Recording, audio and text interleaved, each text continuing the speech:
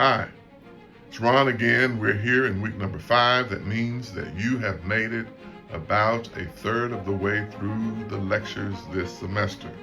I've got a couple of things I want to discuss with you for this week.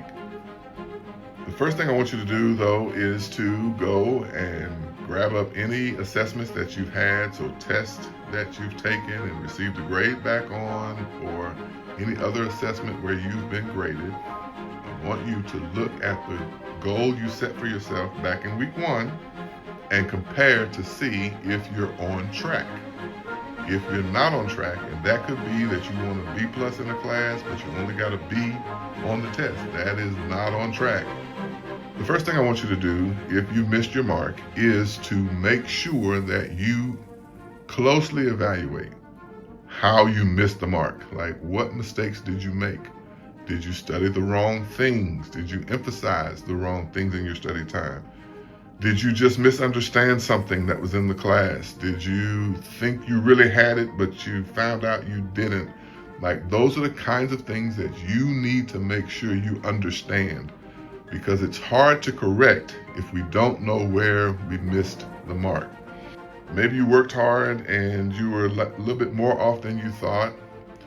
Rather than just extending the time that you study, for instance, if you studied 2 or 3 days before the exam, and now you say, well, I want to study 4 or 5 days, but you're doing the same thing, that is not the most effective way to make the biggest impact on your performance. You need to add additional study strategies. So if all you did was look at the book and look at your notes, then you need to add perhaps going to see a tutor. Or if there is an SI session offered for your class, then add going to SI. You can also add studying with people in the classroom. You can go by and talk with your professor. All of these are things that perhaps you didn't do the first time that you can add this time, and that will more likely increase the effectiveness of the studies that you're putting in.